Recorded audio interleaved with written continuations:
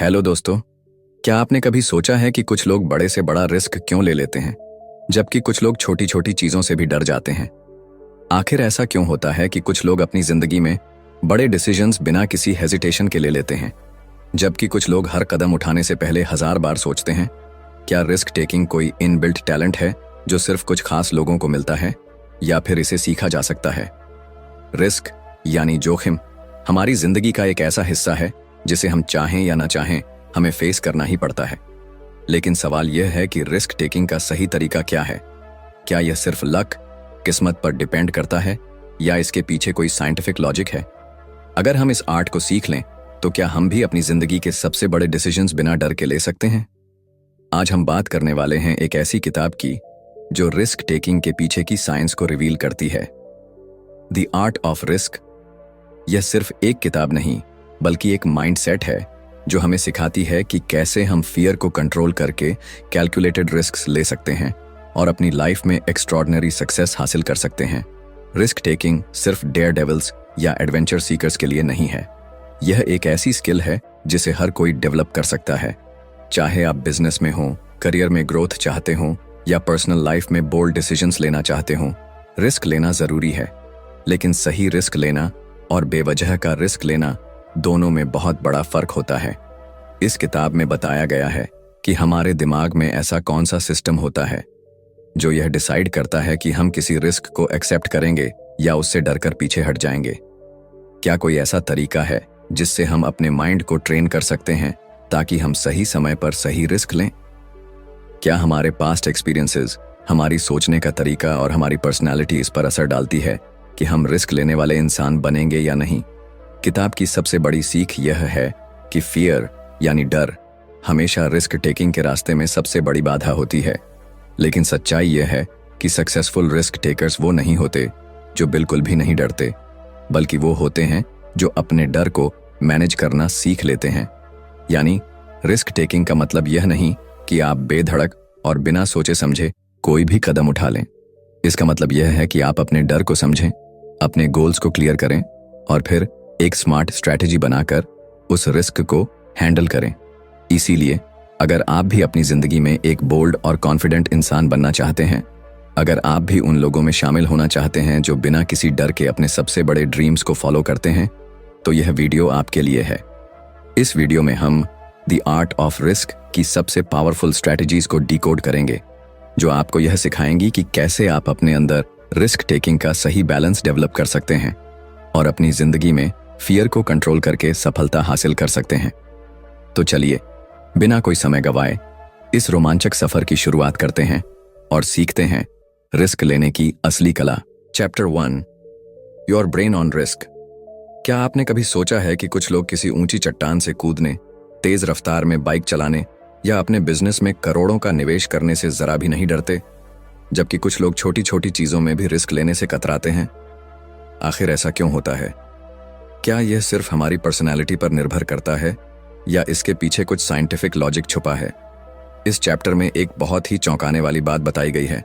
Risk taking सिर्फ luck या boldness पर निर्भर नहीं करता, बल्कि यह एक डीपली वायर्ड बायोलॉजिकल प्रोसेस है जो हमारे ब्रेन के अंदर चलता रहता है। जब भी हम किसी रिस्की सिचुएशन में होते हैं, हमारा दिमाग एक तेज कैलकुलेशन करने लगता है। क्या यह रिस्क लेना सेफ होगा? क्या इसके रिजल्ट्स पॉजिटिव होंगे? क्या हम फेलियर हैंडल कर पाएंगे? और फिर हमारी बॉडी उस कैलकुलेशन के हिसाब से रिएक्ट करती है। लेकिन मजेदार बात यह है कि हर किसी का दिमाग रिस्क को एक ही तरीके से प्रोसेस नहीं करता। कुछ लोग नेचुरली ज्यादा रिस्क टेकिंग होते हैं और कुछ लोग ज्यादा कॉशियस। लेकिन ऐसा क्यों? इसकी जड़ें हमारे दिमाग में छुपी हुई हैं। जब भी हम किसी रिस्क से सामना करते हैं, हमारा ब्रेन 3 बड़े सिस्टम्स के आधार पर फैसला लेता है: अमिगडाला, प्रीफ्रंटल कॉर्टेक्स और डोपामाइन सिस्टम। अमिगडाला हमारे डर और सर्वाइवल इंस्टिंक्ट को कंट्रोल करता है।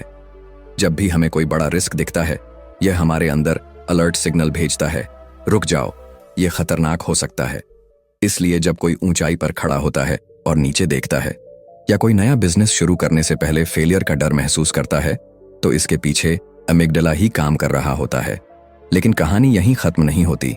हमारे दिमाग का प्रीफ्रंटल कॉर्टेक्स उस रिस्क को लॉजिकली एनालाइज करता है। ये हमारे पास्ट एक्सपीरियंस, हमारे गोल्स और उस रिस्क से मिलने वाले पॉसिबल रिवॉर्ड्स को कंपेयर करता है। अगर प्री फ्रंटल कॉर्टेक्स को लगता है कि रिस्क लेना सही रहेगा, तो यह अमिगडाला के डर को शांत करने की कोशिश करता है। अब आता है सबसे इंटरेस्टिंग पार्ट, डोपामीन सिस्टम।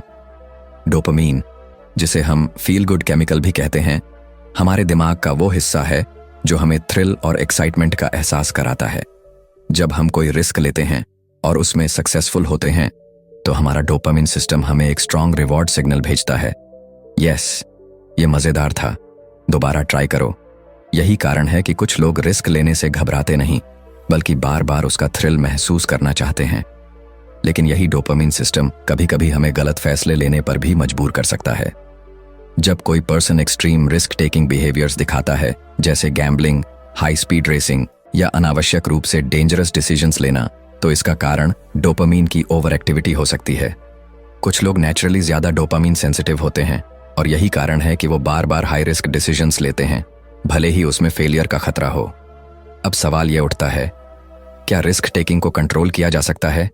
क्या हम अपने दिमाग को इस तरह से ट्रेन कर सकते हैं कि हम सही समय पर सही रिस्क लें और अननेसेसरी रिस्क से बचें?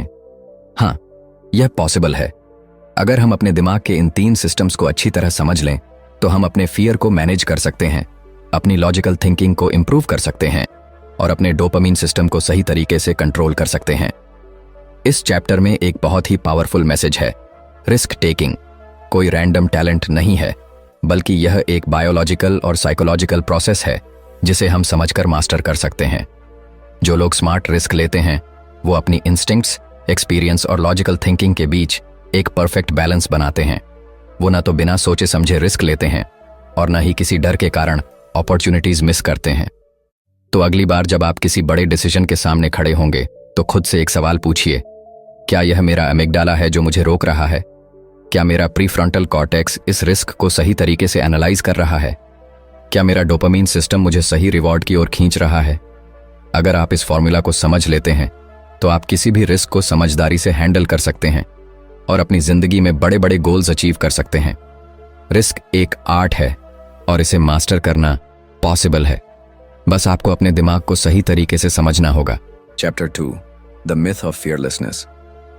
क्या आपने कभी ऐसे लोगों को देखा है जो ऊंचाई से छलांग लगाने में हिचकिचाते नहीं, जो तेज रफ्तार में बाइक दौड़ाते हैं, जो बिना किसी डर के नए बिजनेस आइडियाज पर करोड़ों रुपए लगा देते हैं? हमें लगता है कि ये लोग फियरलेस हैं, यानी इन लोगों को डर महसूस ही नहीं होता। लेकिन क्या सच में ऐसा होता है? क्या कुछ लोग जन्म से ही डर से मुक्त होते हैं, या फिर यह सिर्फ एक मिथ है? इस चैप्टर में इस बहुत बड़े भ्रम को तोड़ती है। फियरलेसनेस नाम की कोई चीज होती ही नहीं। हकीकत यह है कि हर इंसान डरता है, चाहे वह कितना भी बहादुर क्यों ना दिखे। फर्क बस इतना है कि कुछ लोग अपने डर को सही तरीके से मैनेज करना सीख जाते हैं और कुछ लोग डर के आगे घुटने टेक देते हैं। जब भी हम किसी रिस्की सिचुएशन में होते हैं, हमारा ब्रेन तुरंत अलर्ट मोड में चला जाता है। हमारे अंदर एक अनदेखी घबराहट पैदा होती है, हमारी हार्ट बीट तेज हो जाती है, हथेलियां पसीने से भीगने लगती हैं और दिमाग कहता है, रुक जाओ, यह खतरनाक हो सकता है। यह हमारा अमिगडाला है जो हमें सर्वाइवल मोड में डाल देता है। यह सिस्टम लाखों सालों से हमारे अंदर मौजूद है और यही हमें हर तरह के खतरों से बचाने में मदद करता है। लेकिन आज के दौर में खतरे सिर्फ जंगलों में जंगली जानवरों से नहीं होते, बल्कि career decisions, public speaking, investments और रिलेशनशिप्स में भी रिस्क होता है। लेकिन जब हम इन रिस्क को फेस करते हैं, तब भी हमारा दिमाग वही प्रिमिटिव प्रतिक्रिया देता है जो किसी जानलेवा खतरे को देख कर देता। अब सवाल यह है, अगर डर नेचुरल है, तो फिर दुनिया के सबसे बड़े रिस्क टेकर्स कैसे इतने बड़े फैसले ले लेते हैं? क्या उनके अंदर डर नहीं होता? असली रिस्क टेकर्स वे लोग होते हैं जो डर को महसूस करने के बावजूद भी आगे बढ़ते हैं। वे अपने डर को अनदेखा नहीं करते, बल्कि उसे समझते हैं, उसे स्वीकार करते हैं और फिर उसी डर को अपनी ताकत बना लेते हैं। यही है असली माइंडसेट शिफ्ट जो एक आम इंसान और एक एक्स्ट्रॉर्डिनरी इंसान के बीच का सबसे बड़ा फर्क पैदा करता है। एक प्रोफेशनल स्काई डाइवर जब हजारों फीट ऊंचाई से कूदता है तो उसे भी डर लगता है। एक एंटरप्रेन्योर जब अपना पहला स्टार्टअप शुरू करता है तो उसे भी नाकामयाबी का डर होता है। लेकिन फर्क यह है कि वे इस डर को अपने ऊपर हावी नहीं होने देते। वे जानते हैं कि डर सिर्फ एक सिग्नल है जो हमें बताता है कि हम अपने कंफर्ट जोन से बाहर आ रहे हैं, और इसी कंफर्ट जोन से बाहर निकलकर ही कोई इंसान ग्रोथ कर सकता है। जब हम डर को पूरी तरह से समझ लेते हैं तो हम उसे अपने फायदे के लिए इस्तेमाल कर सकते हैं। डर हमें सतर्क बनाता है, हमें सोचने पर मजबूर करता है, हमें ज्यादा प्रिपेयर्ड करता है। एक सही मात्रा में डर हमें बेहतर परफॉर्मेंस देने में मदद करता है, लेकिन अगर यह डर हद से ज्यादा बढ़ जाए तो यह हमें पैरालाइज कर देता है, हमें डिसीजंस लेने से रोकता है और हमारी जिंदगी को एक लिमिटिंग बॉक्स में बंद कर देता है। इसीलिए सबसे जरूरी चीज ये है कि हम अपने डर को दबाने की कोशिश न करें, बल्कि उसे मैनेज करना सीखें। यह सोचने के बजाय कि मैं डर को खत्म कैसे करूं, हमें यह सोचना चाहिए कि मैं इस डर के साथ कैसे आगे बढ़ सकता हूं। दुनिया के सबसे बड़े लीडर्स, एथलीट्स, आर्टिस्ट्स और एंटरप्रेन्योर्स सब इसी माइंडसेट के साथ जीते हैं। वे डर को खत्म नहीं करते, बल्कि उसे अपना दोस्त बना लेते हैं। तो अगली बार जब आपको किसी रिस्की डिसीजन के सामने घबराहट महसूस हो तो इसे कमजोरी मत समझिए। यह एक सिग्नल है कि आप अपनी लिमिट्स को पुश कर रहे हैं। डर महसूस होना कोई गलत बात नहीं, लेकिन डर के कारण अपॉर्चुनिटीज को खो देना यह सबसे बड़ी गलती हो सकती है। फियरलेसनेस एक मिथ है, लेकिन फियर मैनेजमेंट एक आर्ट है। यही इस चैप्टर की सबसे बड़ी सीख है। अगर आप इस आर्ट को सीख जाते हैं तो कोई भी डर आपको आपकी ड्रीम लाइफ तक पहुंचने से रोक नहीं सकता। Chapter 3, the risk ladder. क्या आपने कभी सोचा है कि एक ही जैसी सिचुएशन में कुछ लोग बिना किसी डर के आगे बढ़ जाते हैं, जबकि कुछ लोग घबराकर पीछे हट जाते हैं?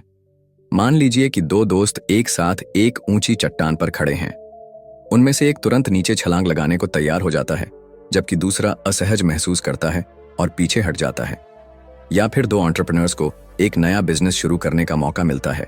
एक बिना हिचकिचाहट इन्वेस्ट करने को तैयार हो जाता है, जबकि दूसरा रिस्क के बारे में सोच सोचकर परेशान हो जाता है। आखिर ऐसा क्यों होता है? हर इंसान का रिस्क टेकिंग लेवल अलग अलग होता है।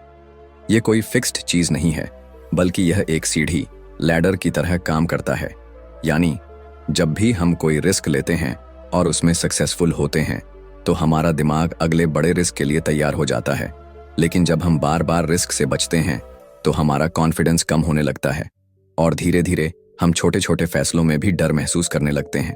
सोचिए कि एक बच्चा पहली बार साइकिल चलाने की कोशिश कर रहा है। पहले वह डगमगाता है, गिरता है, लेकिन धीरे धीरे बैलेंस बनाना सीखता है। जब वह एक बार बिना गिरने के थोड़ी दूर तक चला लेता है तो उसका कॉन्फिडेंस बढ़ जाता है। फिर वह तेज चलाने की कोशिश करता है और कुछ ही दिनों में वह बिना किसी डर के पूरी गली में घूमने लगता है। यही रिस्क लैडर है। छोटे छोटे रिस्क लेकर हम बड़े रिस्क के लिए तैयार होते जाते हैं। लेकिन अगर वह बच्चा शुरू में ही गिरने के डर से साइकिल चलाना छोड़ दे तो वह कभी सीख ही नहीं पाएगा। अब इसे असली जिंदगी में अप्लाई करें। मान लीजिए कि आपको पब्लिक स्पीकिंग का डर है। अगर आप सोचते हैं कि आप एक दिन सीधे हजारों लोगों के सामने बिना घबराए बोल पाएंगे तो यह असंभव लगेगा। लेकिन अगर आप छोटे स्टेप्स लें, पहले दोस्तों के सामने बोलें, फिर छोटे ग्रुप में, फिर किसी मीटिंग में, तो धीरे धीरे आपका कॉन्फिडेंस बढ़ेगा और आप अपने फियर को ओवरकम कर लेंगे। दुनिया के सबसे बड़े रिस्क टेकर्स ने भी इसी सीढ़ी को चढ़कर ऊंचाई हासिल की है। कोई भी इंसान एक ही दिन में एक्सट्रीम रिस्क टेकर नहीं बनता। हर बड़ा डिसीजन, हर बड़ा एडवेंचर, हर बड़ी सफलता छोटे छोटे रिस्क से शुरू होती है। यही कारण है कि कुछ लोग हाई रिस्क सिचुएशंस को भी बड़ी आसानी से हैंडल कर लेते हैं, क्योंकि उन्होंने अपनी रिस्क टेकिंग क्षमता को धीरे धीरे डेवलप किया है। इस चैप्टर की सबसे बड़ी सीख ये है कि अगर आप अपनी जिंदगी में रिस्क लेने से डरते हैं तो आपको एकदम से कोई बड़ा रिस्क लेने की जरूरत नहीं है। आपको बस अपनी रिस्क लैडर पर एक स्टेप ऊपर चढ़ने की जरूरत है। छोटे छोटे चैलेंजेस को एक्सेप्ट कीजिए, अपनी कंफर्ट जोन से बाहर आइए और धीरे धीरे अपने डर को पीछे छोड़ दीजिए, क्योंकि अगर आप हमेशा सेफ जोन में रहेंगे तो आपकी जिंदगी कभी नहीं बदलेगी। लेकिन अगर आप अपनी रिस्क टेकिंग क्षमता को धीरे धीरे बिल्ड करेंगे तो आप वह हासिल कर सकते हैं जो आज आपको असंभव लगता है। रिस्क एक सीढ़ी की तरह है। छोटे कदम आपको ऊंचाई तक ले जा सकते हैं। सवाल यह है कि क्या आप इस सीढ़ी पर पहला कदम रखने के लिए तैयार हैं? Chapter 4, training for risk. क्या रिस्क लेना एक टैलेंट है जो कुछ लोगों को जन्म से मिलता है, या फिर यह एक स्किल है जिसे सीखा और डेवलप किया जा सकता है? यह सवाल बहुत जरूरी है, क्योंकि जब भी हम किसी रिस्क टेकर को देखते हैं, चाहे वह कोई हाई स्टेक्स एंटरप्रेन्योर हो, कोई एक्सट्रीम एथलीट हो, या कोई सोल्जर जो युद्ध में जाता है, हमें लगता है कि उनके अंदर कोई सुपर पावर है जो उन्हें बिना डर के बड़े फैसले लेने की क्षमता देती है। लेकिन सच्चाई कुछ और ही है। रिस्क टेकिंग कोई जादू नहीं है, बल्कि यह एक स्किल है जिसे आप सही ट्रेनिंग के जरिए सीख सकते हैं। जब हम रिस्क लेने की बात करते हैं तो यह सिर्फ लक या नेचुरल बोल्डनेस पर निर्भर नहीं करता, बल्कि यह इस बात पर निर्भर करता है कि हमने खुद को उस सिचुएशन के लिए कितना तैयार किया है। यानी रिस्क लेना कोई कॉइन टॉस नहीं है, बल्कि यह एक कैलकुलेटेड प्रोसेस है जिसे आप अपने दिमाग और शरीर को ट्रेन करके इंप्रूव कर सकते हैं। अब सोचिए, जब कोई फायर फाइटर जलते हुए घर में जाता है तो क्या वह बिना सोचे समझे अंदर कूद जाता है? नहीं, वह जानता है कि आग कैसे फैलती है। उसे पता होता है कि कहां जाना है और किस तरह से खतरे को कम करना है। उसने ट्रेनिंग ली होती है, बार बार ड्रिल्स की होती है, जिससे उसका दिमाग सही समय पर सही डिसीजन लेने के लिए तैयार हो जाता है। यही ट्रेनिंग फॉर रिस्क है, अपने दिमाग और शरीर को इस तरह तैयार करना कि जब कोई हाई स्टेक्स सिचुएशन आए तो आप बिना घबराए सही फैसला ले सकें। अगर आप किसी नए बिजनेस में इन्वेस्ट करना चाहते हैं तो क्या आप बिना रिसर्च किए करोड़ों रुपए लगा देंगे? बिल्कुल नहीं। पहले आप मार्केट को स्टडी करेंगे, डेटा एनालाइज करेंगे, एक्सपर्ट से बात करेंगे और फिर एक कैलकुलेटेड रिस्क लेंगे। यही रिस्क टेकिंग का असली फॉर्मूला है। सही तैयारी, सही नॉलेज और सही एग्जीक्यूशन। रिस्क टेकिंग को इंप्रूव करने के लिए सबसे जरूरी चीज है एक्सपोजर। यानी अगर आप किसी चीज से डरते हैं तो आपको बार बार खुद को उस सिचुएशन में डालना होगा ताकि आपका दिमाग उस चीज को नॉर्मल मानने लगे। जब कोई नेवी सील सैनिक पहली बार पानी के अंदर सांस रोकने की ट्रेनिंग करता है तो वह घबरा जाता है, लेकिन बार बार ट्रेनिंग करने के बाद उसका दिमाग उस स्थिति को सामान्य नॉर्मल मानने लगता है और वह बिना घबराए मिशन पूरा कर सकता है। यही कॉन्सेप्ट हर तरह के रिस्क टेकिंग पर लागू होता है। रिस्क टेकिंग को इंप्रूव करने के लिए दूसरी जरूरी चीज है सिमुलेशन। यानी आप असली रिस्क लेने से पहले उसकी प्रैक्टिस कर सकते हैं। पायलट हजारों फीट की ऊंचाई पर प्लेन उड़ाने से पहले फ्लाइट सिमुलेटर्स में प्रैक्टिस करते हैं। डॉक्टर्स सर्जरी करने से पहले वर्चुअल रियलिटी ट्रेनिंग लेते हैं और एथलीट्स बार बार अपनी परफॉर्मेंस को टेस्ट करते हैं। जब आपका दिमाग पहले से ही एक सिचुएशन को कई बार एक्सपीरियंस कर चुका होता है तो असली रिस्क लेने का डर बहुत कम हो जाता है। अब सवाल यह है कि क्या कोई भी इंसान खुद को एक स्मार्ट रिस्क टेकर बना सकता है? कैट सुकेल कहती हैं, हाँ बिल्कुल। अगर आप खुद को सही ट्रेनिंग और सही एक्सपोजर देते हैं तो आप अपने कंफर्ट जोन से बाहर आ सकते हैं और बेहतर डिसीजंस ले सकते हैं। हर बड़ा रिस्क टेकर पहले छोटे छोटे स्टेप्स लेकर खुद को तैयार करता है और यही सबसे बड़ा सीक्रेट है। इस चैप्टर की सबसे बड़ी सीख यह है कि रिस्क टेकिंग कोई मैजिक पावर नहीं, बल्कि एक सीखी जाने वाली स्किल है। अगर आप सही ट्रेनिंग लेते हैं, सही माइंडसेट डेवलप करते हैं और धीरे धीरे खुद को एक्सपोजर देते हैं तो आप भी उन लोगों में शामिल हो सकते हैं जो बड़े से बड़ा रिस्क स्मार्ट तरीके से लेते हैं और अपनी जिंदगी में बड़ी सफलता हासिल करते हैं। तो अब सवाल यह है, क्या आप खुद को अगले रिस्क के लिए ट्रेन करने के लिए तैयार हैं? Chapter 5, the power of intuition. क्या आपको कभी ऐसा महसूस हुआ है कि कोई बड़ा फैसला लेने से पहले आपके अंदर से एक आवाज आई हो, यही सही है, यही करो? या फिर कोई सिचुएशन देखकर आपको अचानक एहसास हुआ हो कि यहाँ कुछ गलत है, मुझे इससे दूर रहना चाहिए? ये जो अंदर से आने वाली आवाज होती है, जिसे हम अक्सर सिक्स्थ सेंस या गट फीलिंग कहते हैं, इसे ही इंट्यूशन कहते हैं। और क्या आप जानते हैं कि दुनिया के सबसे बड़े रिस्क टेकर्स अपने डिसीजंस लेने में इसी इंट्यूशन पर सबसे ज्यादा भरोसा करते हैं? इंट्यूशन कोई जादू या रहस्य नहीं है, बल्कि यह हमारे दिमाग का एक बेहद शक्तिशाली डिसीजन मेकिंग टूल है जिसे हम अक्सर नजरअंदाज कर देते हैं। इंट्यूशन हमें वो चीजें महसूस करने की शक्ति देता है जो हमारे कॉन्शियस माइंड के लिए तुरंत समझ पाना मुश्किल होता है। जब कोई अनुभवी डॉक्टर बिना किसी टेस्ट के ही मरीज की बीमारी का अंदाजा लगा लेता है, जब कोई इन्वेस्टर बिना ज्यादा डेटा देखे किसी बड़ी कंपनी में इन्वेस्ट कर देता है, या जब कोई सोल्जर किसी अनजान खतरे को पहले ही भांप लेता है, तो ये सब इंट्यूशन की ताकत है। अब सवाल यह उठता है कि यह इंट्यूशन काम कैसे करता है? जब हम कोई भी नया एक्सपीरियंस लेते हैं तो हमारा दिमाग उस एक्सपीरियंस को अपने अंदर स्टोर कर लेता है। ये स्टोर की गई जानकारियां और पैटर्न्स हमारे अनकॉन्शियस माइंड में जमा होती रहती हैं। जब हम किसी रिस्की सिचुएशन में होते हैं तो हमारा दिमाग तेजी से इन पास्ट एक्सपीरियंसेस को स्कैन करता है और बिना किसी लॉजिकल एनालिसिस के हमें एक सिग्नल भेजता है। यह सही है या यह गलत है। यही इंट्यूशन है। इसे समझने के लिए एक बहुत ही साधारण उदाहरण लेते हैं। मान लीजिए कि आप किसी नए शहर में घूमने गए हैं और आपको दो रास्ते दिखते हैं। एक रास्ता साफ सुथरा और रोशन है, जबकि दूसरा रास्ता अंधेरा और सुनसान। बिना ज्यादा सोचे ही आपका मन कहेगा कि पहला रास्ता ज्यादा सेफ है। क्यों? क्योंकि आपके दिमाग ने आपके पास्ट एक्सपीरियंसेस और बचपन से सुनी गई कहानियों को मिलाकर एक पैटर्न बना लिया है कि सुनसान और अंधेरे रास्ते खतरनाक हो सकते हैं। यही इंट्यूशन है। रिस्क टेकिंग के मामले में भी यही होता है। जब कोई प्रोफेशनल पोकर प्लेयर बिना ओपोनेंट के कार्ड्स देखे ही अंदाजा लगा लेता है कि सामने वाले के पास अच्छा हाथ है या नहीं, जब कोई स्टॉक मार्केट ट्रेडर किसी कंपनी के शेयर के बढ़ने या गिरने का सही अनुमान लगा लेता है, या जब कोई एथलीट बिना सोचे समझे सही डिसीजन ले लेता है, तो ये सब उनके सालों के अनुभव से आने वाली इंट्यूशन के कारण होता है। यानी जितना ज्यादा आप किसी चीज में एक्सपीरियंस लेंगे, उतनी ही तेज आपकी इंट्यूशन बनेगी। लेकिन एक दिलचस्प बात यह है कि इंट्यूशन हमेशा सही नहीं होती।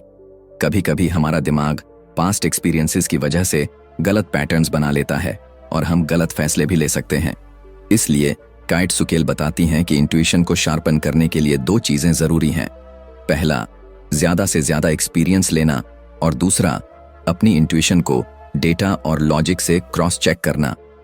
इसका मतलब यह है कि आपको ब्लाइंडली सिर्फ इंट्यूशन पर भरोसा नहीं करना चाहिए, बल्कि उसे लॉजिकल थिंकिंग के साथ बैलेंस करना चाहिए। रिस्क टेकिंग में इंट्यूशन का सबसे बड़ा फायदा यह होता है कि यह हमें तेज डिसीजंस लेने में मदद करता है। जब हमारे पास ज्यादा सोचने का समय नहीं होता, जब हमें तुरंत कोई एक्शन लेना होता है, तब हमारा कॉन्शियस माइंड इतनी तेजी से प्रोसेस नहीं कर सकता। लेकिन हमारा इंट्यूटिव माइंड पहले से ही तैयार होता है। यही कारण है कि एक्सपीरियंस्ड लोग ज्यादा तेज और सही फैसले ले पाते हैं, क्योंकि उनकी इंट्यूशन पहले से शार्प होती है। इस चैप्टर की सबसे बड़ी सीख यह है कि इंट्यूशन एक सुपर पावर की तरह काम कर सकती है, लेकिन इसे डेवलप करने की जरूरत होती है। जितना ज्यादा आप खुद को न्यू एक्सपीरियंसेस में डालेंगे, जितना ज्यादा आप अपने पास्ट मिस्टेक्स से सीखेंगे, उतनी ही बेहतर आपकी इंट्यूटिव पावर बनेगी। और जब आपकी इंट्यूशन स्ट्रांग हो जाएगी, तब आप किसी भी रिस्की सिचुएशन में तेज और सही डिसीजंस ले पाएंगे। तो सवाल यह है, क्या आप अपनी इंट्यूशन की पावर को अनलॉक करने के लिए तैयार हैं? Chapter 6, the risk taking personality. क्या कभी आपने सोचा है कि कुछ लोग किसी भी सिचुएशन में रिस्क लेने के लिए तैयार रहते हैं, जबकि कुछ लोग जरा सा भी रिस्क लेने से बचते हैं? कुछ लोग ऊंचाई से छलांग लगाने, तेज रफ्तार में बाइक चलाने या नए बिजनेस में करोड़ों लगाने से नहीं घबराते, जबकि कुछ लोग छोटी छोटी चीजों में भी 1000 बार सोचते हैं। आखिर ऐसा क्यों होता है? क्या रिस्क टेकिंग एक आदत है, एक सीखी जाने वाली स्किल है, या फिर यह पर्सनैलिटी का हिस्सा है? रिस्क टेकिंग कोई एक जैसा बिहेवियर नहीं है, बल्कि यह हमारी पर्सनैलिटी का हिस्सा होता है। यानी हर इंसान में रिस्क लेने की क्षमता अलग अलग होती है, और यह बहुत हद तक इस बात पर निर्भर करता है कि हमारा दिमाग किस तरह से बना है। जब हम रिस्क टेकिंग की बात करते हैं, तो यह सिर्फ एक चॉइस नहीं होती, बल्कि यह हमारी बायोलॉजी, साइकोलॉजी और पास्ट एक्सपीरियंसेस से जुड़ी होती है। कुछ लोगों के दिमाग में डोपामीन सिस्टम बहुत एक्टिव होता है, जो उन्हें थ्रिल और एक्साइटमेंट की तरफ खींचता है। यही कारण है कि कुछ लोग एडवेंचर स्पोर्ट्स, गैम्बलिंग और हाई स्टेक्स बिजनेस में ज्यादा दिलचस्पी लेते हैं। उनका दिमाग उन्हें लगातार नयापन खोजने के लिए प्रेरित करता है। वहीं कुछ लोगों का दिमाग ज्यादा कॉशियस होता है, जो उन्हें हर रिस्क को एनालाइज करने और सेफ रहने के लिए कहता है। रिस्क टेकिंग पर्सनैलिटी को 3 अलग अलग कैटेगरीज में बांटा जा सकता है। कुछ लोग नेचुरली हाई रिस्क टेकर्स होते हैं, कुछ मॉडरेट रिस्क टेकर्स होते हैं, और कुछ लोग लो रिस्क टेकर्स होते हैं। हाई रिस्क टेकर्स वे होते हैं जो किसी भी नई चुनौती को लेकर एक्साइटेड हो जाते हैं। उन्हें लगातार नयापन चाहिए होता है, और वे अनिश्चितताओं, अनसर्टेनिटीज को एक्सेप्ट करना जानते हैं। मॉडरेट रिस्क टेकर्स वे होते हैं जो कैलकुलेटेड रिस्क्स लेते हैं, यानी वे सोच समझकर फैसले लेते हैं, लेकिन जरूरत पड़ने पर बड़े कदम उठाने से पीछे नहीं हटते। लो रिस्क टेकर्स वे होते हैं जो स्टेबिलिटी को प्राथमिकता देते हैं, हर स्थिति में सेफ रहना चाहते हैं और अनिश्चितताओं से बचते हैं। अब सवाल यह उठता है कि क्या रिस्क टेकिंग पर्सनैलिटी को बदला जा सकता है? केट सुकेल कहती हैं कि हाँ, यह संभव है। रिस्क टेकिंग कोई फिक्स्ड ट्रेट नहीं है, बल्कि यह हमारी हैबिट्स, एनवायरनमेंट और एक्सपीरियंसेस से प्रभावित होती है। अगर कोई लो रिस्क टेकर है, तो वह धीरे धीरे अपनी रिस्क टेकिंग क्षमता को बढ़ा सकता है। जब हम खुद को छोटी छोटी रिस्की सिचुएशंस में डालते हैं और उन्हें सफलतापूर्वक हैंडल करते हैं तो हमारा दिमाग रिस्क टेकिंग को नॉर्मल मानने लगता है। इसी तरह हाई रिस्क टेकर्स को यह सीखने की जरूरत होती है कि वे कब और कितना रिस्क लें ताकि वे अननेसेसरी लॉस से बच सकें। रिस्क टेकिंग पर्सनालिटी को समझने का सबसे बड़ा फायदा यह है कि आप अपनी स्ट्रेंथ्स और वीकनेसेस को पहचान सकते हैं। अगर आप नेचुरली रिस्क अवर्स हैं तो आप अपनी कंफर्ट जोन से बाहर निकलकर खुद को चैलेंजेस में डाल सकते हैं, और अगर आप बहुत ज्यादा रिस्क टेकिंग हैं तो आप खुद को कंट्रोल करके ज्यादा कैलकुलेटेड और थॉटफुल डिसीजंस ले सकते हैं। इस चैप्टर की सबसे बड़ी सीख यह है कि रिस्क टेकिंग पर्सनालिटी कोई स्थायी चीज नहीं है। अगर आप चाहें तो आप अपने माइंडसेट को बदल सकते हैं, अपने कंफर्ट जोन को एक्सपैंड कर सकते हैं और अपने डिसीजंस को बैलेंस कर सकते हैं। असली सक्सेस उन्हीं लोगों को मिलती है जो अपने नेचर को समझकर खुद को इंप्रूव करने की कोशिश करते हैं। तो सवाल यह है, क्या आप अपनी रिस्क टेकिंग क्षमता को समझने और बेहतर बनाने के लिए तैयार हैं? कंक्लूजन। रिस्क एक ऐसा शब्द जो कुछ लोगों के लिए एक्साइटमेंट लाता है और कुछ के लिए डर। लेकिन रिस्क टेकिंग कोई रैंडम एक्ट नहीं, बल्कि एक सीखी जाने वाली स्किल है। यह हमारे दिमाग की हार्ड वायरिंग, हमारे एक्सपीरियंसेस और हमारी पर्सनैलिटी से जुड़ा हुआ है। इस किताब में हमने जाना कि कैसे हमारा ब्रेन रिस्क को प्रोसेस करता है, कैसे फियर को मैनेज किया जा सकता है और कैसे छोटी छोटी कैलकुलेटेड रिस्क्स हमें बड़ी सक्सेस तक ले जा सकती हैं।